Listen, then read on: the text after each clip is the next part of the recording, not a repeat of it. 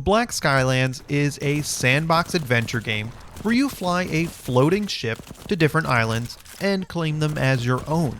Of course, that's after defeating all the enemies on it. It's in early access right now, and the good news is there's already a pretty good foundation. They have an aggressive roadmap with lots of interesting updates that end in August 2020. And even though it's not finished, Black Skylands is a lot of fun. The story is a large part of Black Skylands, so let me briefly explain. Humans are living on floating islands, which is pretty cool. However, there are a lot of really angry giant bugs in a swarm threatening the islands, and it's constantly getting worse. For even more bad news, the island's protectors are jerks, and they're just as likely to blow up your crap than shoot the bugs. There's a deep backstory between all the characters, and I'm purposely leaving that out. The game is constantly using flashbacks to show you what happened.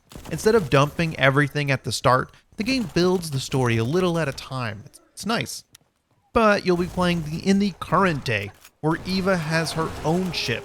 She's working on the bug issue with her brother and rebuilding the town. You collect resources by attacking islands and removing all the enemies to liberate them.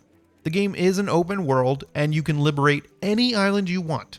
Each island has a power level suggestion for your equipment and boat, so you probably don't want to attack the stronger islands without gearing up. And each island you liberate can come under attack later, so you need to be prepared to head back and defend it within a time limit. It doesn't happen enough to be a main mechanic, and it's at odds with the main mission. If you're trying to complete the main quest, why would saving an island be the most important thing to do to switch to? It's weird.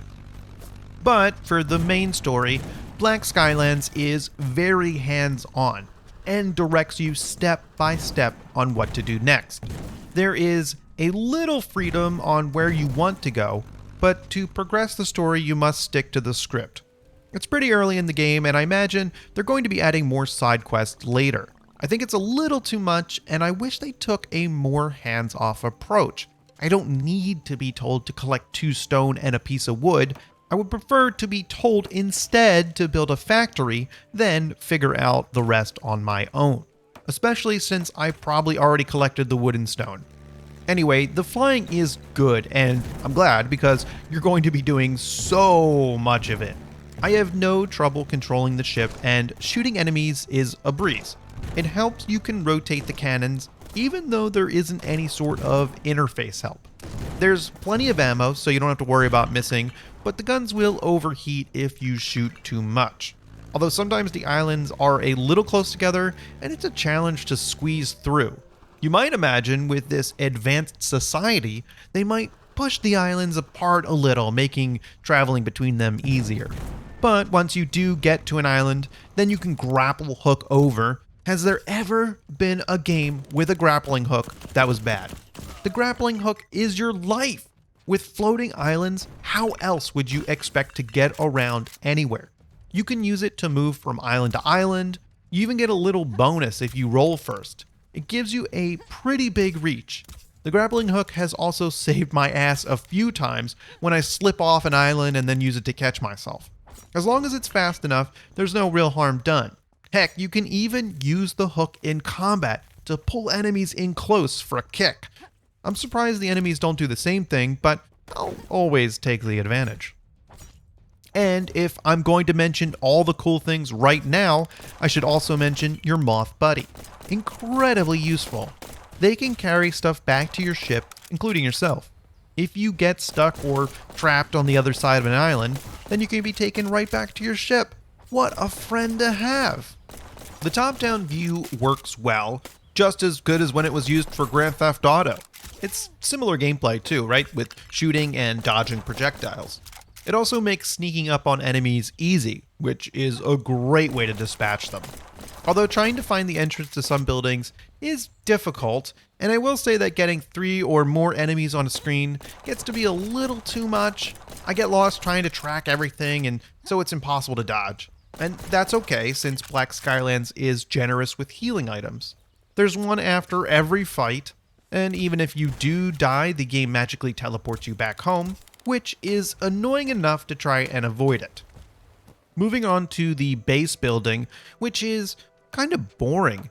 It feels like a roadblock since you have to complete it in the order the game wants you to. It's also fairly basic. Clean the building area of debris and pick the building you want to build there. But these buildings are your path to getting better gear by crafting new weapons and equipment.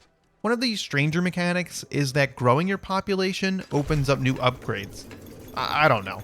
I guess it doesn't really need an explanation, but it's weird. Overall, Black Skylands is good. However, as with all games in early access, it's still a work in progress, and everything can change. Along with that, there are some things that need cleanup. For example, the Moth tutorial was repeated twice, which isn't a big deal, and I'm sure it'll be taken care of.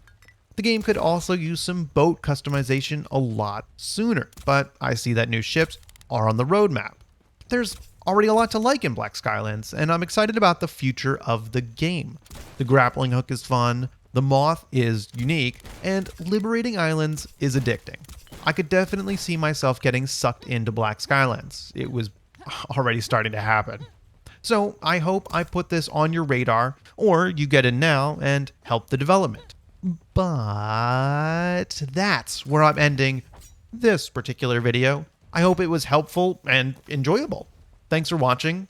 Time to subscribe.